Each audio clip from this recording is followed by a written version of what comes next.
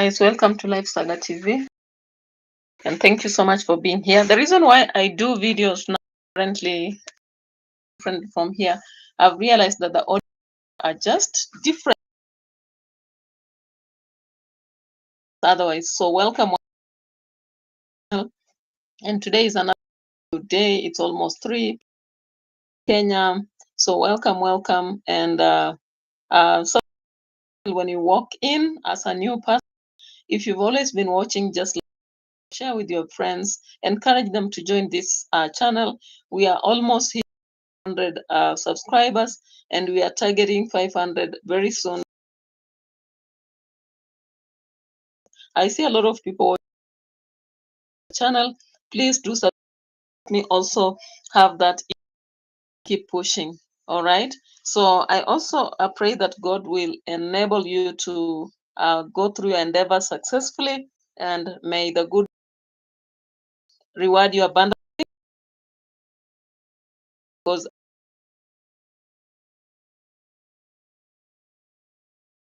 what is one or two people in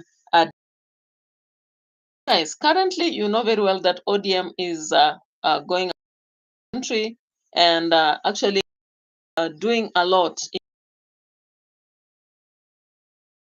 I can see his campaign a tribute for Raila Odinga, but Baba is gone and he's resting. People are visiting his grave. Is that ODM actually was very intelligent to use this strategy to reach out to them that ODM is still a party closely linked to the government.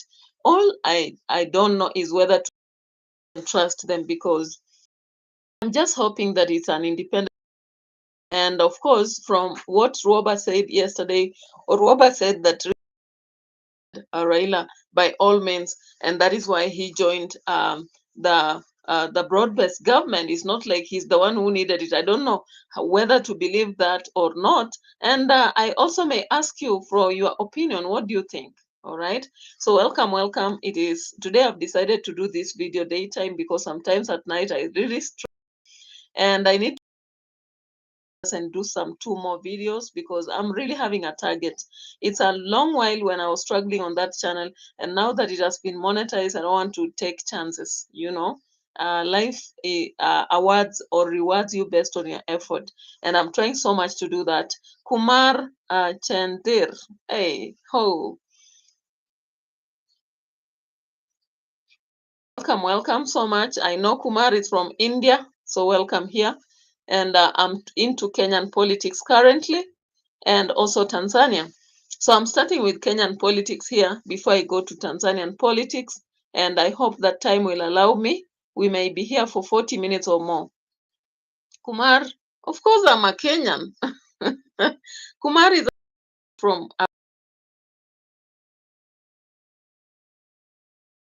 the Kenya bordering Tanzania, and therefore that's why I talk about these things. Though I generally talk about politics of the world, not just where I come from, because I believe we are just one, different colors, same people. All right. So let's start from Kenya. And as I've said, Kenyan politics are getting hot day after day. Yesterday we saw what happened. Of course, if you watched my video, now today there is new information in the air, and we have to come here squarely to analyze and walk through it. Of course, one of the most trending news is ODM. ODM is going about different places, and they started from the coast. I think they finished. Now they're in Homa Bay today. And I've also seen in Parliament a lot of people thought. Now let's begin with Wamchomba. Wamchomba actually stood up to stand by Raila Odinga. I think she is also trying to or rather play intelligent politics. Kumar Chantir, are you a teacher? Of course I am. What made you think so? I am a teacher, of course. Yeah, so what made actually the Wamchomba to stand and speak in her emotional tribute to Baba? I think it's because she has been lost from the scene of politics.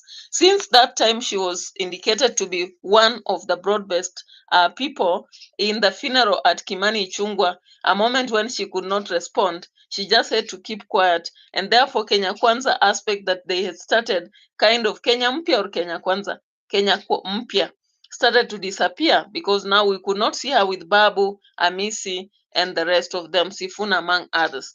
Now, Wamchomba has come out to give a tribute, and I think it's because she's an intelligent woman. And of course, on the ground, she has worked a lot for the people in her constituency. Now, let's listen what she has to say here after she has been chosen to speak. And I don't know what you think about what she said, but generally, I think people are trying to clean themselves or clear themselves using all these tribute moments in the parliament. Kumar Chantir says, I'm really interested in with your subject. Yeah, welcome. No problem. You can be my student. But currently I'm doing analysis on political situations in Kenya and Tanzania as well. And of course, I did history. Our teacher was a bit lazy, but I did analyze history on my own and scored an A in high school. So I love history, though I teach English and literature. And that's why I find myself also interpreting a lot of things to do with what is happening around me, because I don't want to be caught unawares. I want, if there is a coup, let me know there is. I find myself in what I already know. All right. Yeah. So Kumar, thank you so much for keeping it real, and also the conversation. I know people will be coming. People keep coming and disappearing, but no problem. Once this channel will be monetized like the other one, they'll be swimming around like no business, because I think this one has been performing better than edutainment for us. Anyway, let's start with Wamchomba. What did she say? Thank you, Mr. Speaker.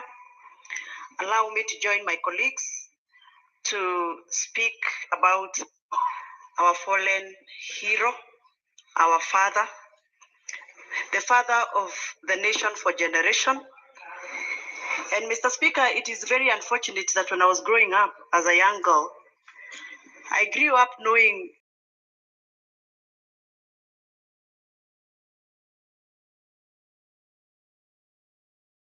he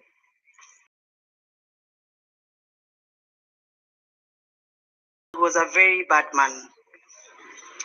Luckily, Mr. Speaker, when I was elected in last parliament in this house, through my interaction with the very many leaders in this house, the Honorable and the Honorable Millie Odhiambo, when we formed a coalition around BBI, an initiative around BBI, I got an opportunity to share a table with Baba. I remember that one very evening when he hosted me in Karen over a drink to demystify the BBI narratives.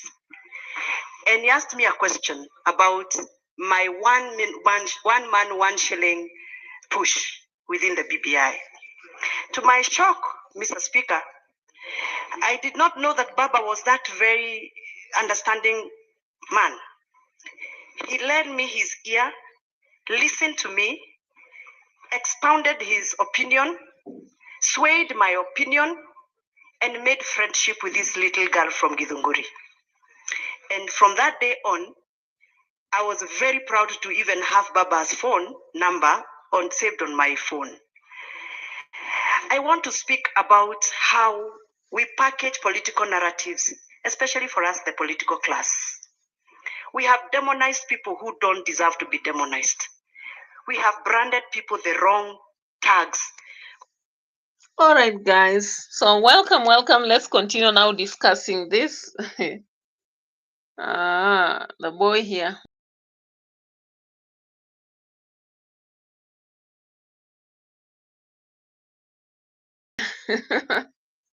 All right. Yeah. So generally, what I can say is Kumar Chaitar says, is she in live talking? Yeah, she is. Of course, Wamuchomba MP of Githunguri from that is Githunguri was offering a live presentation on the tribute about Baba. Of course, it is the National Assembly proceeding that has just ended. And so I'm checking on another platform as I bring it here. Now, for me, my work is to analyze, and I'm trying to disillusion the narrative that most political class, they tend to label people for us, and sometimes we citizens just follow blindly. But the reality is that the people they brand, they may not be as bad as they call them.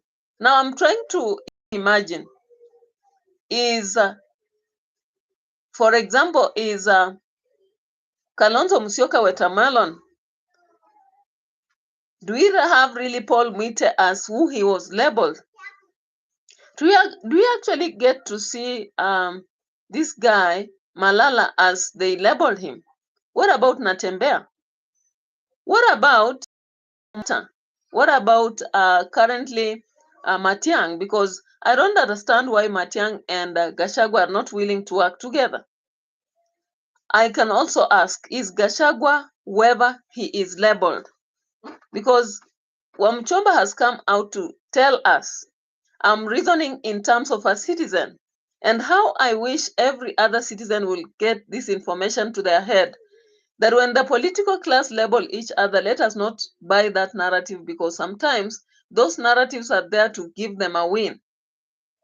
I was surprised when Baba died, and during burial, the tributes I saw, none of them actually showed him the way they used to in those days. I was shocked. I've never been shocked in life like that. I was so surprised because I sat glued on spot watching the burial, the morning sessions and all that. And the speeches that were given were all praise and, appreciation of what he had done.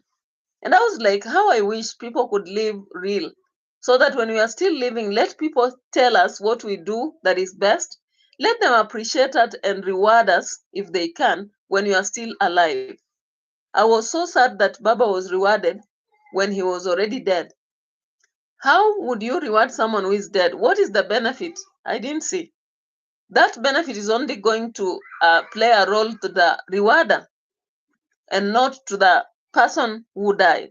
Anyway, let's continue listening to Amchomba, then do an analysis. Deserve to be given such tags. I know as I speak, there are so many people wondering, is this the same Wamushomba speaking well about Baba? When we campaigned around Baba's personality to win votes, I think it's time.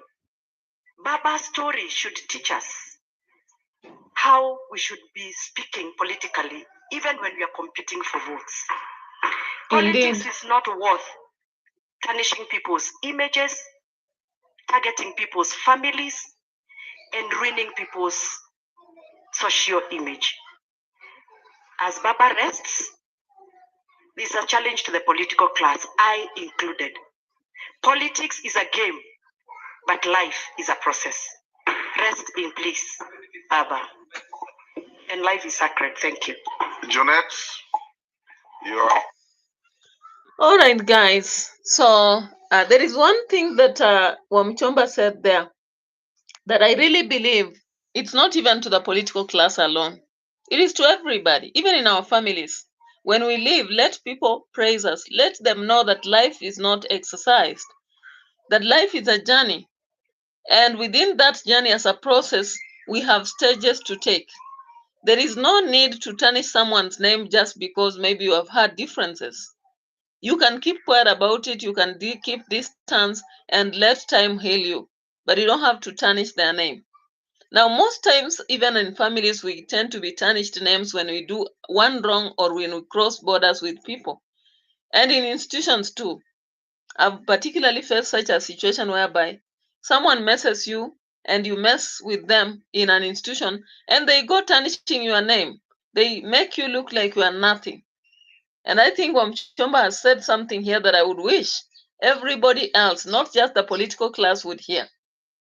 And I hope that is a lesson not just to the political class, but to everybody else. And maybe citizens should learn, because when she says this, what does that mean? What they always say about each other is not true. What currently Ruto says about Gachagua is not true.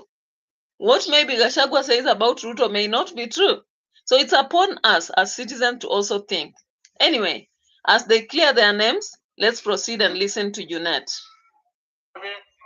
Those are 6 minutes and Bensoda 2 minutes. 12 minutes. Thank you, Honorable Speaker, and to my minority leader as well for this opportunity. Let me take this opportunity to express my sincere condolences to the family of the Right Honorable Prime. Also pass my condolences and appreciate the man that we called Baba, because Baba, Honorable Speaker, was not just a political icon. He was my political father. He was my mentor, and is the reason why I have the strength to be able to serve in a political space.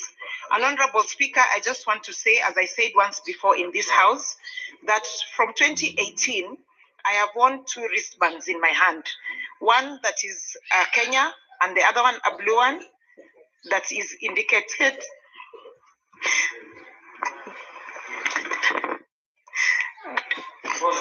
Daughters of Raila, in honor of a man that gave me the opportunity to have a political career. Thank you. Professor Anna Masara. Take heart. High school, and people were fighting for multi-party democracy. His Excellency, the President of the Republic of Kenya, Dr. William Ruto. What he did to us, especially followers of Raila, we will never forget. How I wish those who were members of Asimio take a scenario if we were on the street, Raila died in India, what will have happened? We thank. Your 2 minutes are over. Mawade. Raila Molodinga, rest in peace. Raila Molodinga, you wait. We shall see where to put you. Carelessly narrated to me. Went into my nerves. I looked for Baba. I traveled up to Jos, where he was addressing all lecturers of all universities in this country. I shared with Baba my heart in his ear, and he gave me a hearing. Jacob told me, who has given them the certificate? Go and campaign. I'm behind you. All right. So as I listen to those tributes in the parliament, I'm just looking at it and thinking, why do people miss to celebrate us when we are still living like this? Why do people miss to actually appreciate us and tell us what we mean to them, what we mean to the world, what we've done, and wait until we are dead?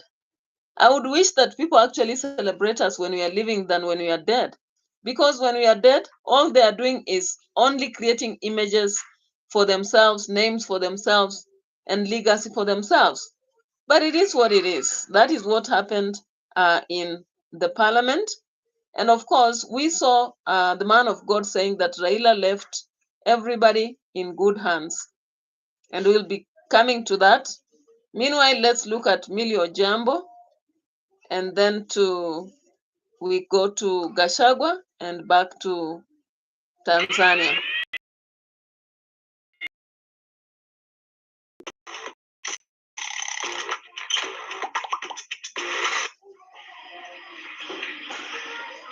Millie Odiambo. Demise. And Mr. Speaker, when I speak with very many people, you discover that they have not come to terms with the fact that, Mr. Speaker, I have engaged with several politicians and leaders, even those who are vehemently opposed him in the past. But very interestingly, you find that Baba had such a big impact in their political life. He held the hands of many people. Mr. Speaker, Baba embodied the values that are dear to me and to many. Mike Angwenye, welcome to the justice, house. Equality, human rights, non-discrimination, inclusion, including ethnic inclusion, and also the inclusion of women, youth, and marginalized, and also differently abled persons. Mr. Speaker, his inclusive nature sometimes played out even against his own ethnic community. Mr. Speaker, in this house, I've seen times when Baba has actually sacrificed a qualified Luo in order to include a minority, Mr. Speaker. I know, for instance, without naming names, that in the past years, All right, so I don't want to go deep into that. All I was saying is that currently what I've seen is people trying to clear their names.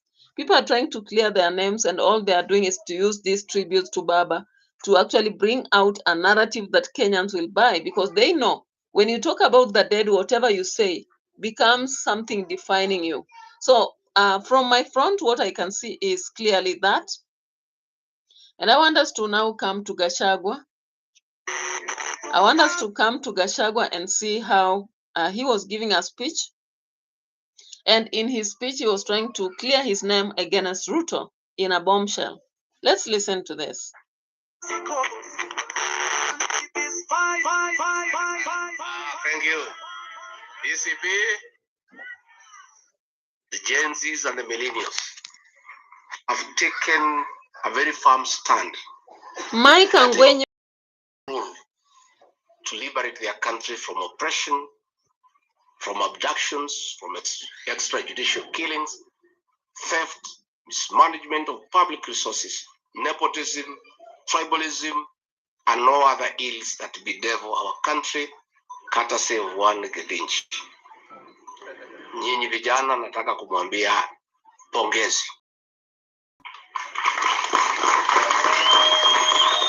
We know on June 25th,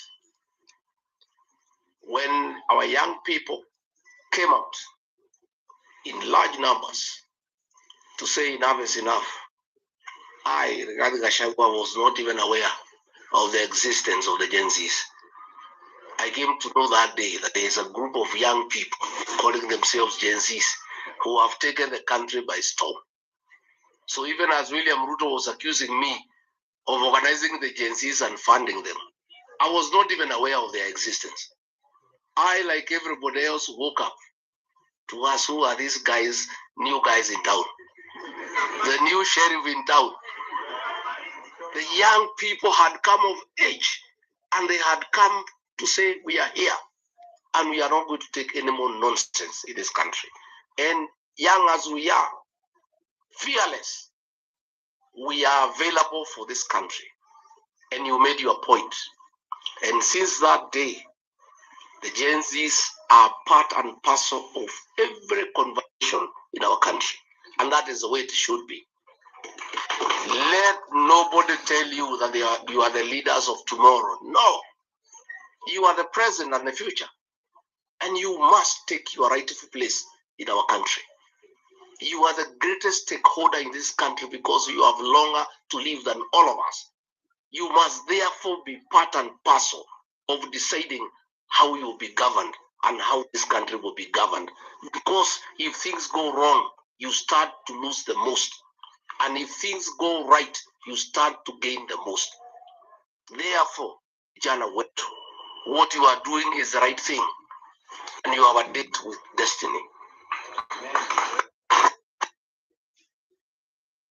Let me say, I disagreed with William Ruto completely when I was his deputy about the killing of our young people and the abduction of young people. I could not reconcile my conscience as a father, as a leader, as a head of a household, that a government that was elected by the people could turn against our young people, abduct them, torture them, and kill them.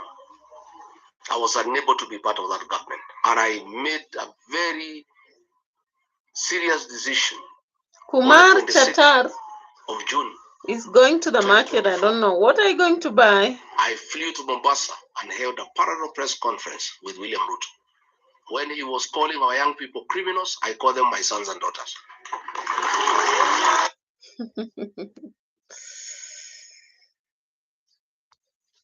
So you actually see that GACHAGUA, Kumar says they are leaving for the market. No problem. You go buy some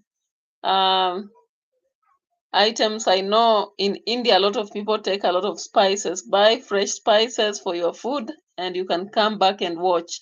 We may be here for 1 hour if our bundles allow us. So actually, Gachagua has decided to ride on statements that the president issues. Yesterday, he said that while the president was celebrating in Kakamega, saying now that Raila is gone, he was sitting and watching him and wondering whether he was celebrating the death of Raila Odinga like Mutahi. Now, this is a way Gachagua has become very intelligent, playing on statements that the president gives. And so many times has he done that. You remember when he was in America, the president was asking what the opposition stands for. And he came out to say that they stand for him going out, and all they want is he can go wherever he wants to go. So he has always had an opportunity to speak after the president, and he uses his statements quite well. Now, in the today's meeting, while engaging with the youth in Nairobi, the Youth League, in his speech, he has first of all defined the youth as very important and worth being listened to. And I hope this is not just for camera purposes and for playing public relations. You know, in our country, we have a situation whereby most leaders just speak what they want us to hear. They pick our reality, our visions into reality in their speeches. And when it comes to their time when they pick up leadership, they don't want to show that on in practice. Now, yesterday we saw the opposition coming together because they want to form an umbrella that will fight against two-term. And of course, Wamchomba expressed the interest to ask, to ask whether there is a way in which they can actually counter the narrative. Now, I'm looking at Gachagua speaking, and I'm saying that all you are saying is very good in only if the youth will be given opportunities. We have seen many times a lot of young people are jobless. Do they have an opportunity in this country? If we look at the amount of money wasted day after day, you actually realize that they have that opportunity. But no one is ready to actually stand for them. Anyway, what more did he say? After saying that while the president called the young people criminals, he called them his children. 10-0. Let's proceed. We want to finish that and come to another situation. Many people try to stop me from having that press conference. Oh, you cannot speak when the president has spoken. But I say the president is behaving like an animal. I am not an animal myself, I'm a human being. And I must dissociate myself from his utterances. These are young people who are fighting for their country and for the right thing. And he is calling them criminals. And they are not criminals because what they were disagreeing with is what is criminal in nature. And I therefore affirmed our young people, and I said I want to be counted, that these are our young people, they are my sons and daughters, and they must be given a chance. And that's when I disagreed with William RUTO. After that day, until he threw me out of office, we never spoke again. He would just pretend to greet me in public, but he could not agree to face me because I would look at him at his face and ask him, why are you killing young people? You know, so my good people, DCP is your home. This is the home of the Gen Zs and the millennials. And my mission is very simple. Is to help you, the young people, get rid of Kasongo and take your rightful place in the governance of this country. Hata nikimaliza hiyo niende wa Munyoro nikapumzike, I'll be quite happy. Kasongo waende, vijana wachukue nafasi.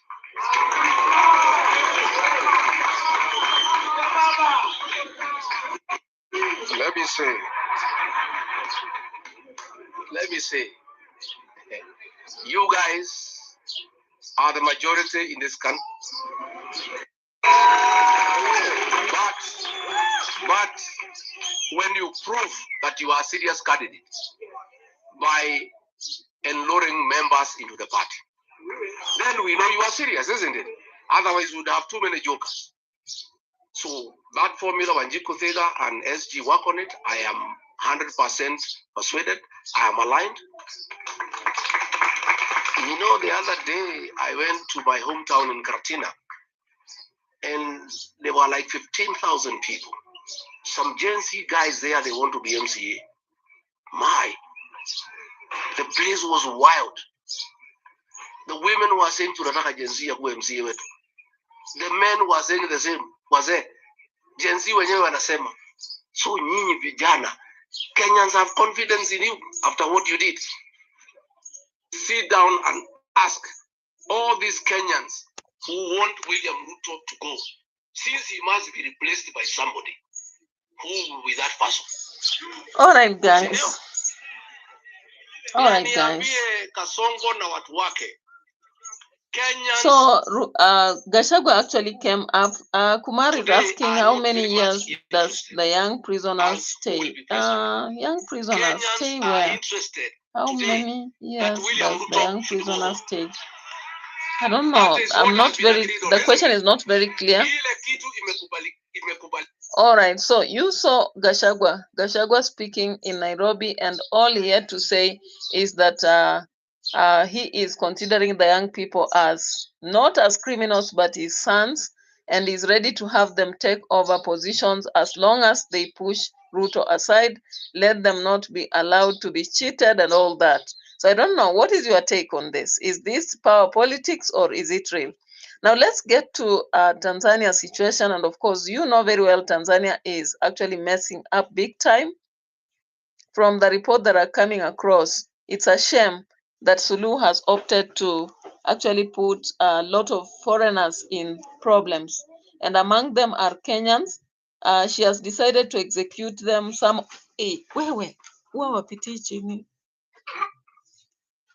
of them are actually targeted in terms of arrests, and there are those who have been indicated to have been killed and all that. So Suluhu is actually messing big time, and I don't know. I just believe that whatever she's doing, she's trying to justify some narrative. Remember in her speech, she said that there are foreigners who demonstrated and incited the Tanzanians to go on streets. So she's simply making them, look at the, maybe possibly, what I think is she's going to arrest these foreigners and then put them together and force them maybe to testify that they demonstrated, so that now the ICC situation will not have a strong case, because they now understand that it's not Tanzanians who wanted to have her out of government, but the foreigners. And from her narration, she's saying that there are people who are targeting minerals in our country. And I'm asking myself, is Kenya the one targeting minerals, or who is targeting the minerals? So let's just come back to the Tanzania case. We may not take a lot of time. We just need about maybe 20 minutes to finish this. So look at what happened during the Samia's inauguration. A lot of armed bodyguards were there. I think you can see right there. And then after that, now we have the police in town.